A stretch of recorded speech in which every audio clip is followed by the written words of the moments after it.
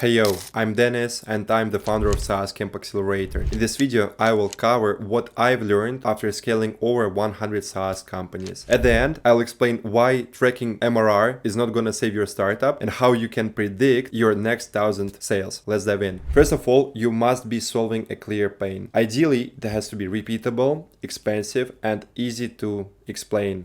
If you're not solving an expensive pain, be prepared to play the game fighting for runway every single month. Every single startup which is successful, profitable, and is making thousands, not hundreds of millions of dollars is indeed solving a clear pain. And that's why, for majority of founders, getting to the first 30K MRR, 100K MRR, first initial 200K MRR, it's such a long and challenging journey because yes, if you're not providing any market value, this becomes a 10-year, if not a 20-year path with all the drama, challenges, of course. But yes, sure, you cannot get rid of all the drama. However, if you identify a burning pain for a certain niche group, it makes your path 1,000 times easier. I've built startups in both blue ocean markets, red ocean markets, and I can tell you that think many times before you go into blue ocean, just because you can make hundreds of millions of dollars in a highly competitive niche. And actually, if you believe in your skill set, you have way better chances to beat others competing in a red ocean market. So if you can't find competitors, unfortunately, you will not find customers. You don't need to be the first in the market to launch $1 billion company and $100 million either.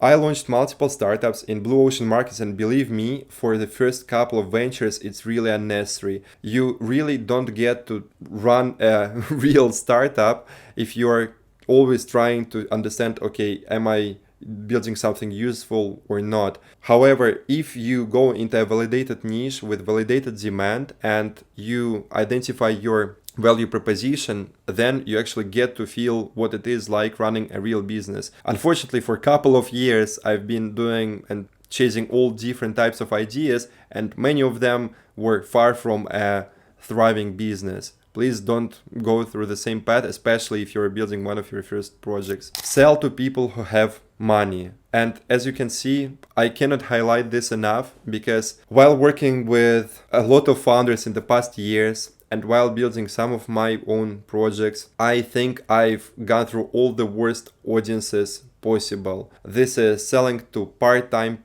people who are not even committed to achieve results with something. And it's when you look at it from another glance, it seems like so stupid. But when you are in this tunnel vision and you don't have another pair of eyes looking at what you're doing, it's very easy to fall into this trap and to be serving an awful audience. This is how with one of my businesses, instead of me thinking, okay, who would be the audience that would pay me most for solving this problem, I was just, okay, who do I know can pay me money, at least a few dollars for the product. And that's how I ended up with the first couple customers. I thought, okay, this is holy grail. I'm now at 10 customers, so I'm just moments away from a successful venture. However, the health of your customers determines the health, the financial health of your customers determines the financial health of your business. And that's why it's crucial for you to know who are those people who will pay you most for solving an issue for them. And if these are people who are not really committed to grow their business and you're trying to sell them some business solution, I will tell you that there's just so many customers who will be way better for it than some part-time hobbyist who spends hours each week doing fishing, couple hours a week running his business. You will die before you can sell him a $500 a month subscription into your SaaS. However, there are tens of thousands of businesses that are hungry for a solution like yours, and you are better off investing time finding more of them. Next, use dynamic marketing as your secret weapon. Most startups think that they can come up with the idea for an ICP, come up with a headline, draft a landing page, and just stick to the same positioning and market message until their startup dies. And because of such approach, sadly, this happens earlier than they expect. It is impossible to get your marketing and positioning absolutely right from the first attempt. But if you regularly launch new experiments and leverage the data you get each time, you're able to gain way more insight into your market than your competitors. Having more info on pains, solutions, and use cases allows you to write better marketing copy, convey your value proposition better, and get people to pay you more as they feel more understood. And as you understand their needs on a deeper level, you're able to serve them better, keep them for longer, have less churn, and higher LTV. So once you have more knowledge about the market, you are able to do marketing better. As you are able to craft a better marketing copy, this lowers your customer acquisition cost and makes your sales convert easier. The easier it is for you to convert sales, the better product you can build. And the best product brings you to monopoly. This is exactly why dynamic marketing is your super weapon to beat companies with 100 times more funding. You launch more experiments faster, then leverage your insights to dominate your market.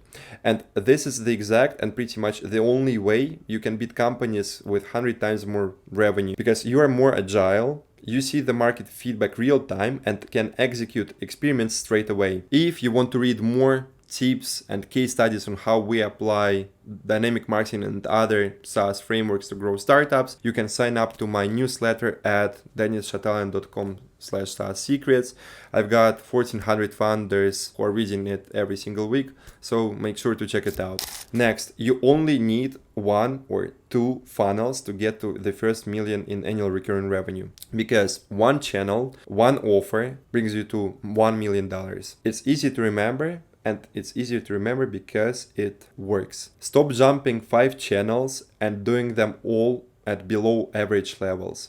Identify 1 or maximum 2 channels which historically brought you the best results and which must have a lot of leads who are best fit for you, and double down on them. For most B2B SaaS startups, these are usually LinkedIn and cold email, but not always, because depending on the niche, sometimes you can be relying more on Twitter or Facebook or other sources. I have made this mistake again multiple times with my ventures, and this was me trying to do Facebook, Twitter, forums, Reddit, cold email, YouTube, TikTok all at once, and I was blind and did not see that only 2 channels were bringing me traction, and I kept myself busy with all of them. Yes, sure, as you get to few million in MRR, yes, you can at scale do that because you can afford yourself to. However, when it's the path from 0 to the first 83K a month, make sure that you identify what's the best channel for you and put 85% of your weekly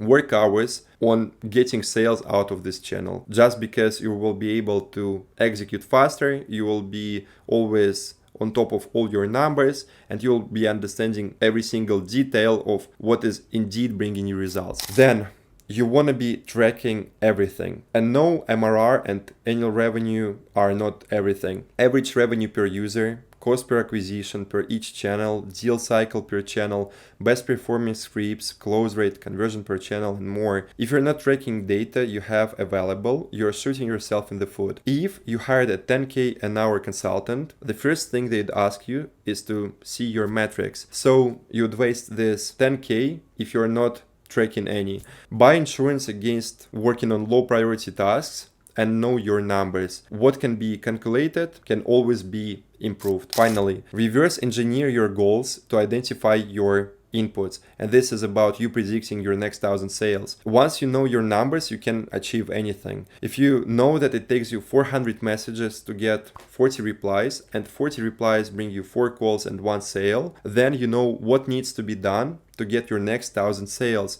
Because yes, you really just need to send 400,000 messages then. If you need to hit 200K in MRR in 6 months, identify where you need to be 5 months from now, which systems you need to have in place, and then you repeat it for 4 months from now, 3, 2, until you see where you got to be in 30 days from this moment to make this plan possible.